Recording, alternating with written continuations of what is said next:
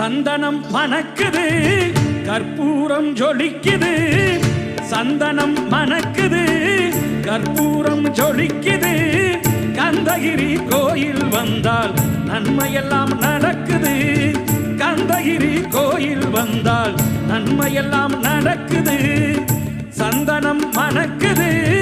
கற்பூரம் ஜொலிக்குது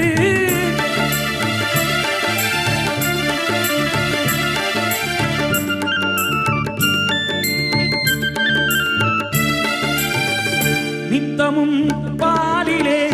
நீராட்டுவோம் பச்சை நிறத்திலே பட்டாடை நாம் கட்டுவோம்